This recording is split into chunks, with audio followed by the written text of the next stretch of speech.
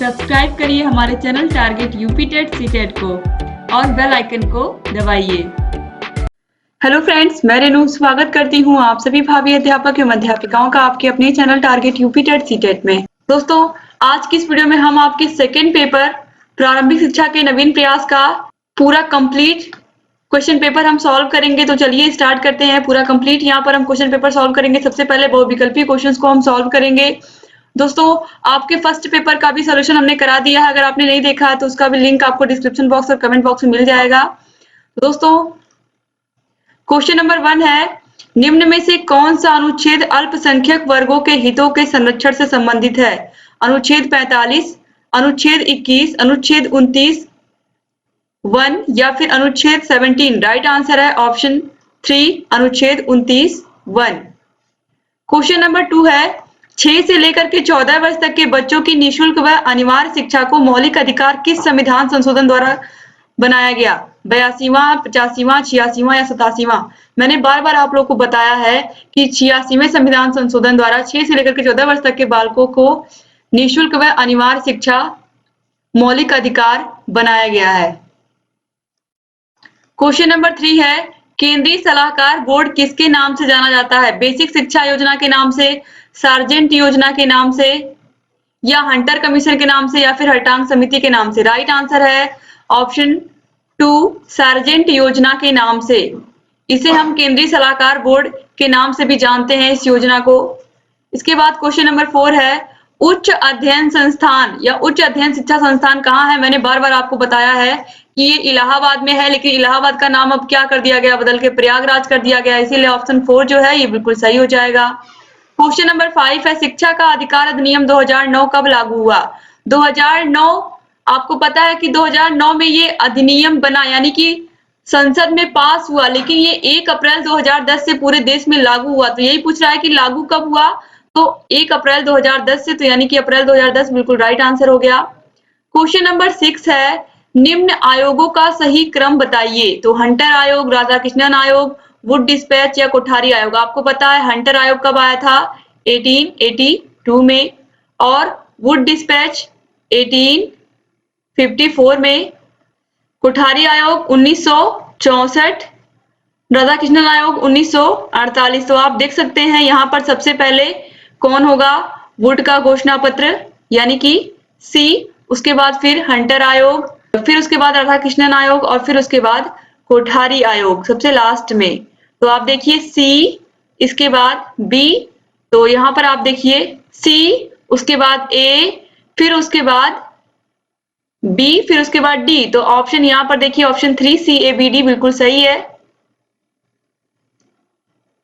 Question number 7 है, उत्तर प्रदेश में mid day meal योजना कब लागू की गई? दोस्तों, आपको पता है कि मिड डे मील योजना यानी कि स्कूलों में खाना कब से बनने लगा? तो आपको पता है 1 सितंबर 2004 से स्कूलों में पका पकाया भोजन मिलने लगा था। क्वेश्चन नंबर 8 है, कस्तूरबा गांधी बालिका विद्यालय योजना भारत सरकार द्वारा कब प्रारंभ की गई? दोस्तों, राइट आंसर है ऑप्शन 1, 2004 में। क्वेश्चन नंबर 9 है, जिला प्राथमिक शिक्षा कार्यक्रम यानी कि DPEP, मैंने बार बार आपको बताया है क्लासेस में कि क्या विशेषता है? शिक्षा में सबकी भागीदारी, शिक्षा में बराबरी पर बल, नए शैक्षणिक प्रयोग, या फिर उपयुक्त सभी? तो राइट आंसर है ऑप्शन 4, उपयुक्त सभी। क्वेश्चन नंबर 10 है, अध्यापक शिक्षा हेतु कौन सी नियामक संस्था है? आपको अच्छे से पता है कि अध्यापक शिक्षा के लिए कौन सी नियामक संस्था है? NCT, राष्ट्रीय अध्यापक शिक्षा परिषद, national council for teacher education. इसमें से आपके फर्स्ट पेपर में भी क्वेश्चन आया था NCT से। अब आप देखिए सेकंड में भी पूछा गया है। इसके बाद क्वेश्चन नंबर 10 के बाद क्वेश्चन नंबर 11 है, राष्ट्रीय पाठचर्या 2005 के प्रारंभ का अंश रविंद्रनाथ टैगोर के किस निबंध से लिया गया है? तो दोस्तों, राइट आंसर है ऑप्शन 2, सभ्यता और प्रगति। क्वेश्चन नंबर 12 है, 1992 में गठित यशपाल समिति किससे संबंधित है? तो आपको पता है कि स्कूली छात्रों के बोझ को कम करने से। तो ऑप्शन 1 जो है बिल्कुल सही है। इसे हम प्रोग्राम ऑफ एक्शन के नाम से भी जानते हैं। मार्च 1992 में यह समिति गठित की गई थी। क्वेश्चन नंबर 13 आप देखिए, छनाई का सिद्धांत किसके द्वारा प्रतिपादित किया गया था? आपको अच्छे से पता है छनाई का सिद्धांत, छन्नीगढ़ का सिद्धांत, लॉर्ड मैकाले। मैंने बहुत बार बताया है आपको। क्वेश्चन नंबर 14 है, नवोदय विद्यालय की स्थापना किसकी संस्तुति पर की गई थी? दोस्तों, नवोदय विद्यालय की स्थापना किस संस्तुति की गई थी? नई राष्ट्रीय शिक्षा नीति 1986 में। ऑप्शन 3 बिल्कुल सही है। क्वेश्चन नंबर 15 है, जब कोई बालक किसी भी अवस्था में प्राथमिक शिक्षा पूरा किए बिना ही विद्यालय छोड़कर चला जाता है तो वह क्या कहलाता है? तो यह कहलाता है अपव्यय। मैंने बहुत बार आपको अपव्यय की परिभाषा बताई है। हर एक वीडियो में, जितनी भी वीडियोस में ये क्वेश्चन आया है, हर जगह मैंने अपव्यय और अवरोधन को डिटेल में आपको बताया है। तो इस तरीके से बहुविकल्पी क्वेश्चन पूरे कंप्लीट हुए। अब अतिलघुत्तरी क्वेश्चंस को भी हम देखेंगे। दोस्तों, अब अतिलघुत्तरी क्वेश्चन स्टार्ट हो रहे हैं। अतिलघुत्तरी क्वेश्चंस में क्वेश्चन नंबर 16 है, भारतीय संविधान के अनुच्छेद 51 का के बारे में आप क्या जानते हैं? दोस्तों, यहाँ पर आप देखिए 51 का क्या है। अनुच्छेद 51 का में क्या लिखा है? प्रत्येक नागरिक का यह कर्तव्य होगा कि वह संविधान का पालन करे और उसके आदर्शों, संस्थाओं, राष्ट्रध्वज और राष्ट्रगान का आदर करे। यह लिखा हुआ है संविधान के 51 का अनुच्छेद में, यानी कि यह क्या बताया गया है? ये हमारा मूल कर्तव्य बताया गया है। क्वेश्चन नंबर 17 है, वुड का घोषणा पत्र 1854 में शिक्षा संबंधी क्या उद्देश्य थे? तो दोस्तों, वुड के घोषणा पत्र में शिक्षा संबंधी क्या उद्देश्य बताए गए थे? आपको पता है कि वुड का घोषणा पत्र 1854 में आया था। जन साधारण वर्ग को शिक्षा देना और छनाई के सिद्धांत का विरोध करना, यानी कि जो कि लॉर्ड मैकाले ने बताया था उसका विरोध करना। अध्यापकों के प्रशिक्षण की व्यवस्था करना। यहाँ पर देखिए ट्रेनिंग स्कूलों की बात की गई है शिक्षकों के लिए, यानी कि ट्रेन टीचर से ही बच्चों को पढ़ाया जाए। फिर है महिलाओं की शिक्षा पर विशेष ध्यान देना। ये भी वुड के घोषणा पत्र में सुझाव दिया गया था इसका भी। इसके बाद क्वेश्चन नंबर 18 है, हंटर आयोग के 2 कार्य लिखिए। हंटर आयोग 1882 में बना था, आपको पता है। 1882, 1883 में ऑलरेडी मैंने आपको बताया है। निर्धन छात्रों को छात्रवृत्ति देने की व्यवस्था की गई है। प्रत्येक प्रांत में शिक्षा विभाग की स्थापना की गई। अंग्रेजी के साथ भारतीय या देसी भाषाओं को भी पाठ्यक्रम में स्थान दिया गया। इसके बाद क्वेश्चन नंबर 19 है, राष्ट्रीय स्तर पर शिक्षा के कौन-कौन से अभिकरण हैं? तो चलिए देखते हैं। राष्ट्रीय स्तर पर कौन-कौन सी योजनाएं चलाई गई हैं? आप ये भी कह सकते हैं सर्व शिक्षा अभियान, शिक्षा गारंटी योजना, विश्वविद्यालय अनुदान आयोग, ये सब राष्ट्रीय स्तर पर चलाए गए हैं और क्वेश्चन में यही पूछा है। क्वेश्चन नंबर 20 है, शैक्षिक उन्नयन में ब्लॉक संसाधन केंद्रों की क्या भूमिका है? दोस्तों, शैक्षिक उन्नयन में ब्लॉक संसाधन केंद्रों यानी कि बीआरसी की क्या भूमिका होती है? तो ब्लॉक संसाधन केंद्रों यानी कि बीआरसी पर ही बेसिक शिक्षकों के लिए प्रशिक्षण तथा कार्यशाला का आयोजन किया जाता है और कार्यशाला और प्रशिक्षण का आयोजन करके शैक्षिक सहायता उपलब्ध कराई जाती है टीचरों को। इसका उद्देश्य शिक्षकों को प्रशिक्षण देकर स्कूलों में गुणवत्तापरक शिक्षा को देना है, यानी कि जब यहाँ पर गुणवत्तापूर्ण शिक्षा मिलेगी, गुणवत्तापूर्ण ट्रेनिंग यानी कि अच्छी ट्रेनिंग मिलेगी, किस तरीके से बच्चों को पढ़ाना है, क्या-क्या नवाचार हम कर सकते हैं स्कूलों में, इन सभी की ट्रेनिंग हमें ब्लॉक संसाधन केंद्रों पर मिलती है। इसके अलावा बच्चों के लिए संसाधन का मतलब बच्चों के लिए स्वेटर, बच्चों की किताबें, ये सभी चीजें, बच्चों के लिए ड्रेस, ये सभी चीजें आपको ब्लॉक संसाधन केंद्र यानी कि बीआरसी पर ही मिलते हैं। तो बीआरसी से फिर एनपीआरसी पर जाते हैं, फिर एनपीआरसी से स्कूलों में डिस्ट्रीब्यूट होते हैं। तो इस तरीके से बीआरसी एक प्रमुख संसाधन है बेसिक शिक्षा में।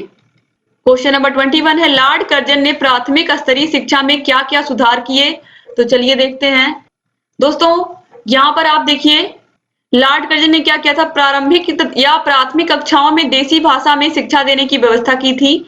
अध्यापकों के प्रशिक्षण के लिए ट्रेनिंग कॉलेज खोले गए थे और पाठ्यक्रम में पढ़ने लिखने के साथ कृषि की भी शिक्षा दी जाए, इसकी भी व्यवस्था की गई थी। तो आप देख सकते हैं कि लॉर्ड कर्जन ने क्या-क्या सुधार किए थे प्राथमिक स्तर की शिक्षा में। इसके बाद क्वेश्चन नंबर 22 है, प्रोग्राम ऑफ एक्शन में कौन-कौन से लक्ष्य निर्धारित किए गए? प्रोग्राम ऑफ एक्शन संशोधित राष्ट्रीय शिक्षा नीति 1992 को ही कहते हैं, प्रोफेसर यशपाल समिति को ही कहते हैं। तो चलिए देखते हैं। प्रोग्राम ऑफ एक्शन में देखिए सबसे पहले क्या किया गया? ऑपरेशन ब्लैक बोर्ड को अधिक विस्तृत करके प्रत्येक स्कूल में 3 बड़े कमरे, 3 अध्यापक रखे जाएं। और दूसरा है राष्ट्रीय परीक्षा सुधार कार्यक्रम तैयार किया जाए। और तीसरा है जनसंख्या शिक्षा की शिक्षा दी जाए।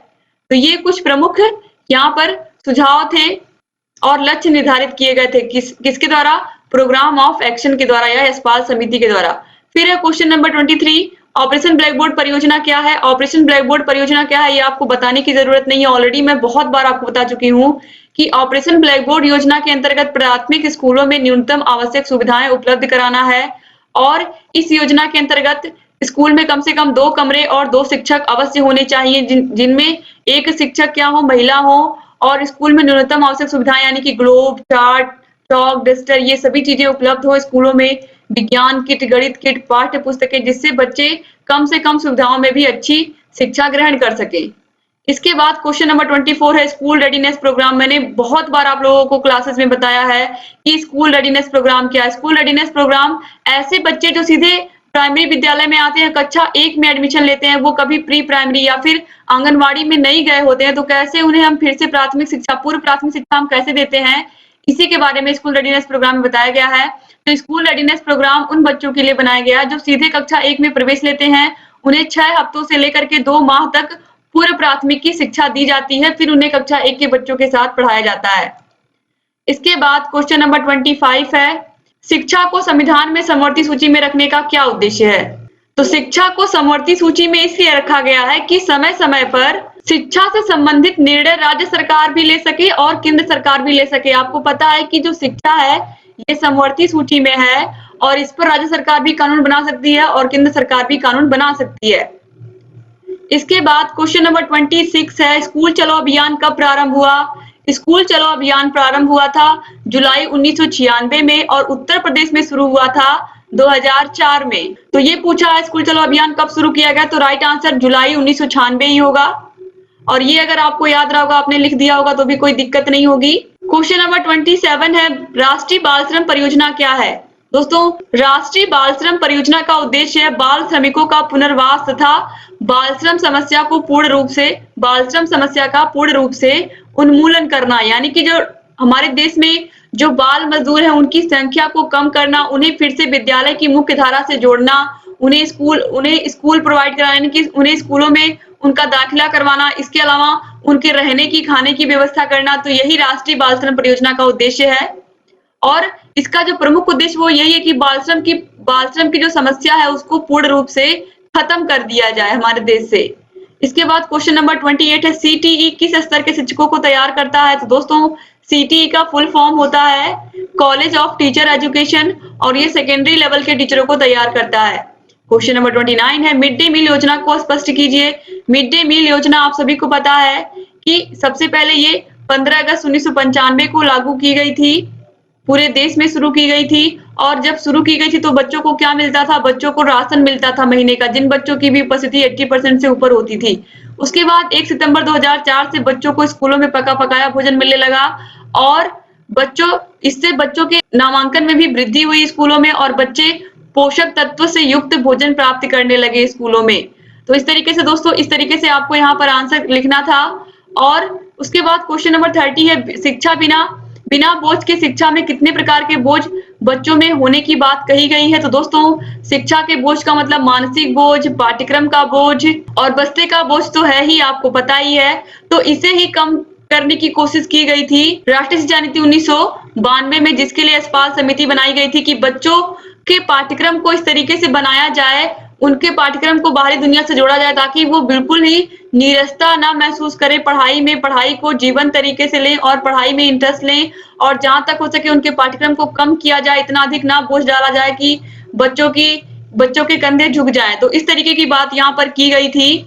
तो दोस्तों इस तरीके से आपके सभी अति लघु उत्तरीय क्वेश्चन भी सॉल्व होते हैं। अब यहाँ से लघु उत्तरीय क्वेश्चन स्टार्ट है। राष्ट्रीय साक्षरता मिशन आपको पता है, राष्ट्रीय साक्षरता मिशन या संपूर्ण साक्षरता अभियान मई 1988 में शुरू किया गया था और इसका ध्येय वाक्य था एक पढ़ाए एक। इसमें संपूर्ण देश में साक्षरता के लिए ये प्रेरक वाक्य यूज किया गया था, एक पढ़ाए एक। तो इस तरीके से उम्मीद करती हूँ आपने इस पर बहुत ही अच्छे से इसको लिखा होगा। इसके बाद क्वेश्चन नंबर 32 है शिक्षा का अधिकार अधिनियम 2009 के क्रियान्वयन में समस्याएं बताइए।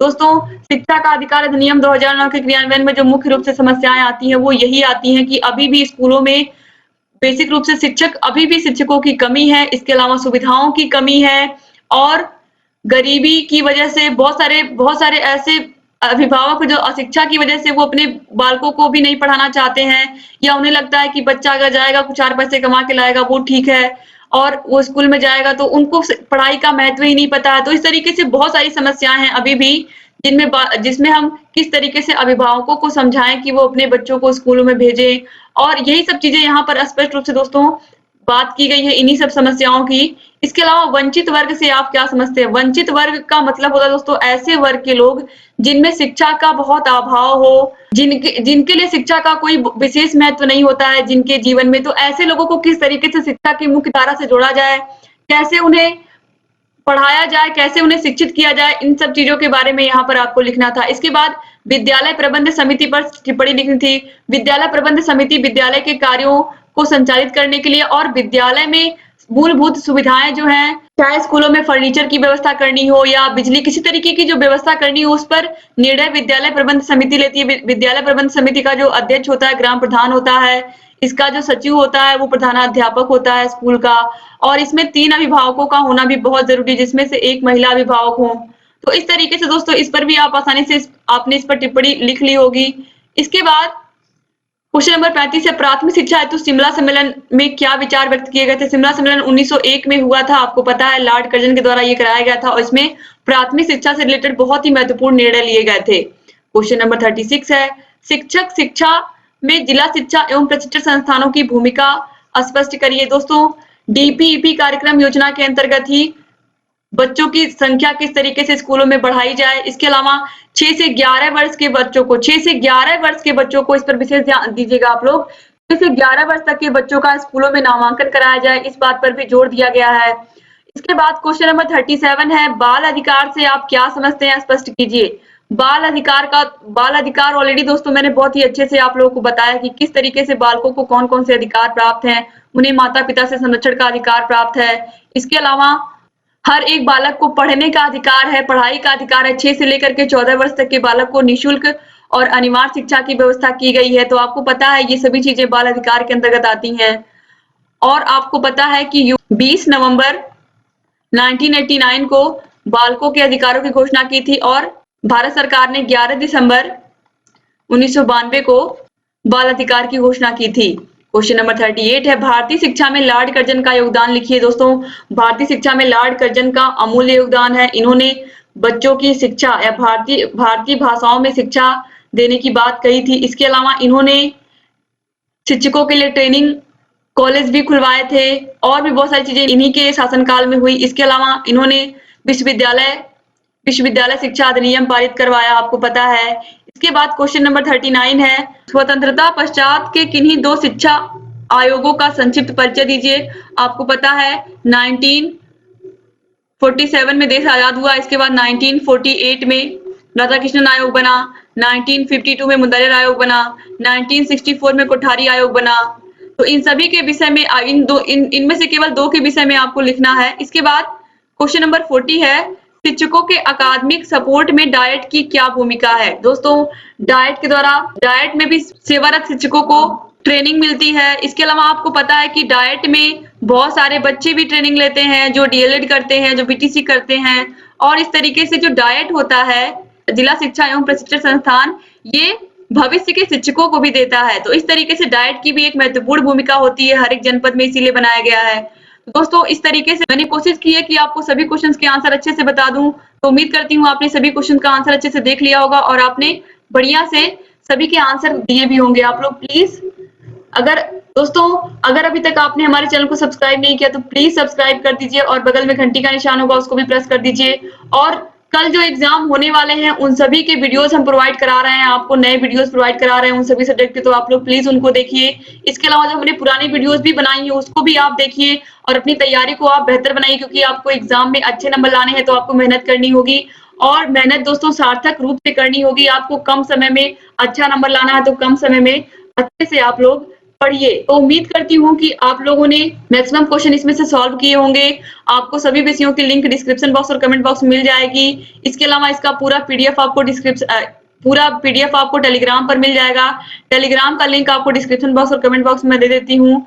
यहाँ पर आपको आई बटन मिल जाएगा। आई बटन पर क्लिक करके अभी जितने भी सब्जेक्ट आपके बाकी हैं उन सभी सब्जेक्ट का लिंक यहाँ पर मिल जाएगा। उन सभी सब्जेक्ट की वीडियोस आप देख सकते हैं और आज जो वीडियोस आने वाली हैं उनको भी आप लोग देखिए। लगातार वीडियोस हम प्रोवाइड कराएंगे, आप लोग के सभी विषय अच्छे से जाएं, सभी विषयों का पेपर अच्छा हो, इसीलिए हम इतनी मेहनत कर रहे हैं। तो प्लीज दोस्तों आप लोग भी वीडियो को शेयर कर दिया करें, जिससे अधिक से अधिक हमारे डीएलएड के भाई बहनों तक ये वीडियोस पहुंचे और अधिक से अधिक हमारे डीएलएड के भाई बहन हमसे जुड़ सके। वीडियो अच्छा लगा हो तो प्लीज वीडियो को लाइक कर दीजिए और अपने अच्छे प्यारे प्यारे कमेंट्स ऐसे ही करते रहा करिए।